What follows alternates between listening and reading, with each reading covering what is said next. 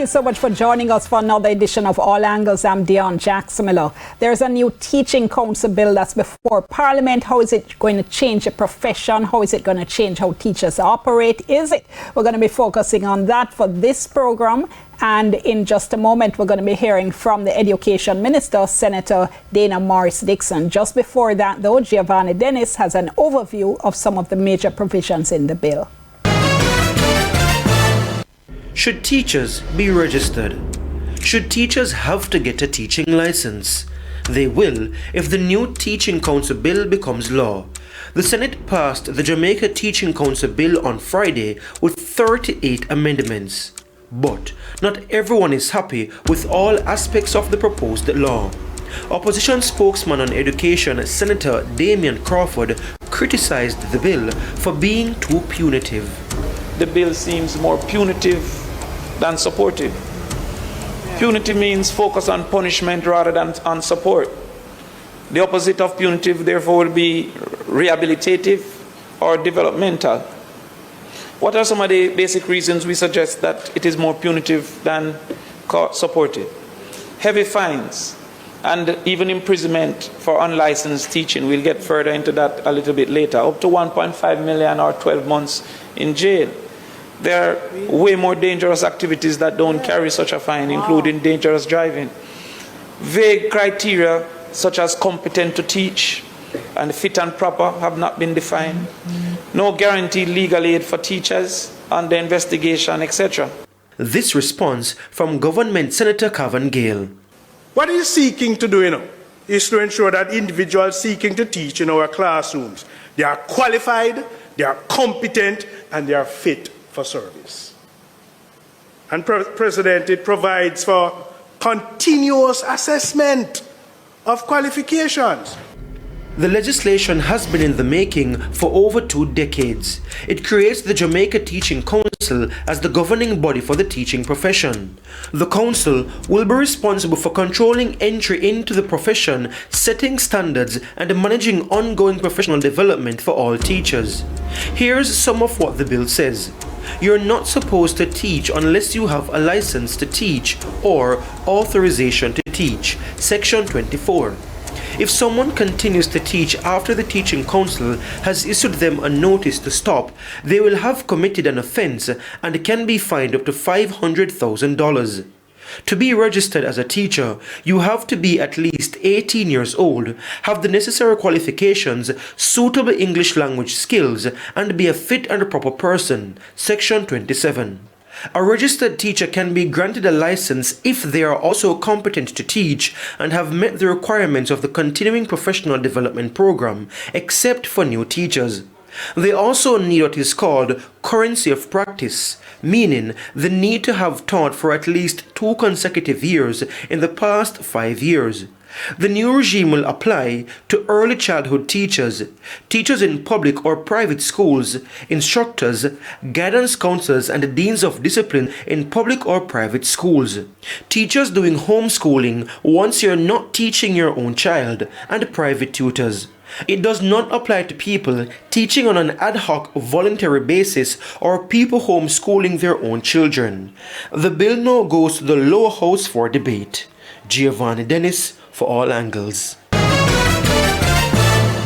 Thank you so much, Giovanni. And Senator, thank you so much for talking to us. We appreciate it. Thank you. It's good to be here with you.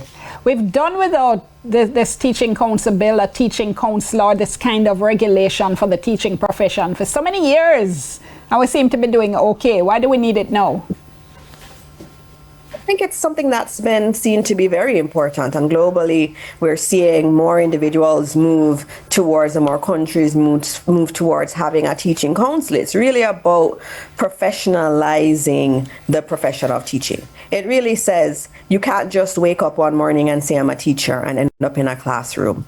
It is setting professional standards for teachers. It speaks to continuous professional development. It speaks to fit and proper, how you establish that someone is good enough to be around our children. So these types of legislations are actually, you're seeing more of them around the world. And even in CARICOM had agreed that this was something that was a priority for member states. And And you also have global commissions on education that have all said that this is the direction that will be very helpful for countries in terms of raising the standards and really protecting the profession and also protecting our students and giving them the kind of teachers that they deserve, especially in an environment where we know we have deficiencies and where we want the best for our children. So these types of legislations with a council that mandates, continuous professional education and standards are becoming very routine, and you see them around the world. One of the concerns, though, is that are we going a little bit overboard at the introduction of this new regime? Even looking at, for instance, some of the penalties. So, for instance, if you're teaching without the requisite registration or authorization, and then the council sends you a notice, and you continue to teach, you're liable to a fine of up to $500,000. Some of the fines seem very heavy in relation to what it is we're talking about. And I think when you look at the bill is very clear that there are maximum amounts that are put in. And what the Joint Select Committee had done, and if you look at the report from the Joint Select Committee, they looked at the fines by looking at other pieces of legislation that dealt with fraudulent offenses, and they just benchmarked based on that. But those were maximum amounts. The court would determine what that fine would ultimately be. And so I think the fines, the issue of those fines is one that I think people have focused on quite a bit, but I don't think that's really what the focus should be. The focus should be on what are we trying to get out of this bill. We're trying to establish that a teacher is fit and proper. Most of our teachers are already fit and proper. We know that. But we also know we've had instances, there were individuals who have pretended to be teachers or in our classroom who have not been healthy for our children. And what we're saying is, as a country, we believe education is so important that we want to have and ensure that the persons who are in front of our children, that are interacting with our children and our girls and our boys, that they are fit and proper individuals. That's a big part of this bill, and that is a very good thing, and I think that's a great thing for Jamaica. Also, the elements about continuous professional development, those are really good things too, and so many of our teachers already are down that road. Last week during their Easter break, they had a training session, an education conference that teachers paid for to learn about AI, because they understood that, these are new areas, these are areas that they have to know about in the classroom. And over time, as a government, as a country, we're going to have to say, this is a new area, this is a new approach to teaching, and our teachers have to do these programs so that they are in tune with where the world is going. And I see most of our teachers are already doing that. This is just mandating it and saying that we hold our profession to a high standard and that we want the best outcomes for our children. And I think for the key thing is most of our teachers, they're superb, and they're already doing this work. But we also as a country have to hold high standards. And this isn't just me saying it. I mean, this bill dates back to the 2004 Ray Davis report under PJ Patterson. It said we needed to have these standards, really hold these standards there. And that work started way back then. And now we finally have a bill. Is the bill perfect? Is any bill ever perfect? No. And that's why you have a joint select process. Before you go on, let me follow up on the point you were just making about professional development. Something that's really important, that's recognized in a lot of professions. A legal profession, for instance, you have to do your seminars every year. You also have to do them in medicine and so on. The concern, though, has been, are the requirements going to be too onerous? So, for instance, in my call-in segment yesterday, a member of the public messaged me and said a lot of these professions we're comparing teachers to, lawyers, engineers, doctors, for instance, earn a whole heap more than teachers. Is there a danger that we're going to be implementing these recommendations that are going to make financially burdensome and onerous for our teachers? And the opposition has called for the development to be free. That's a beautiful question, and I think right now one of the interesting things, Dion, which we've missed in a lot of the conversation, is that The JTC actually exists now. The Jamaica Teaching Council exists, and it is doing professional development training for teachers, and we're doing it free.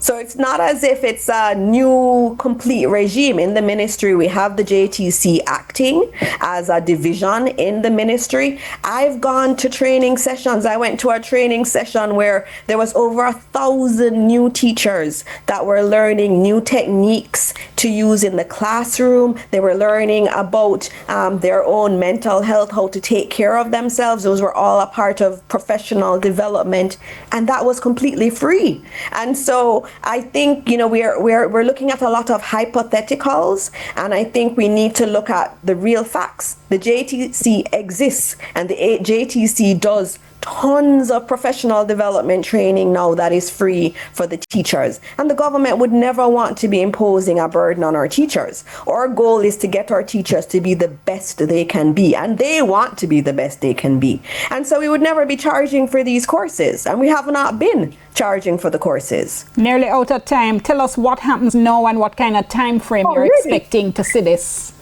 No, I was saying we're finishing too quick. There's so many things to talk about with the bill. It's such a good bill, and there's so many elements I want to talk through. But in terms of next steps, it was passed in the Senate. And just to remind everyone, that was after many years of debate, after 45 Joint Select Committee meetings, many entities coming and presenting to the Joint Select Committee. So we passed it in the Senate. The next step would be for it to be tabled and passed in the House. But of course, we're a government that is very listening, and we're very caring, and I've had that approach with the government. I have a monthly meeting with the JTA. Every single month I meet with the JTA where they come with their issues.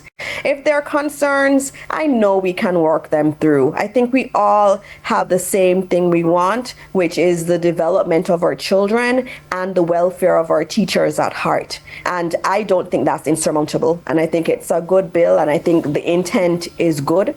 And we can work through the details of implementation. But I think this is a good thing for our children and for our country. Well, I tell you, Minister, another time when you have more time, when we have more time, as you said, it's such an important issue. We'd love to come back to it and to give you more time to talk about Please. it. So another time.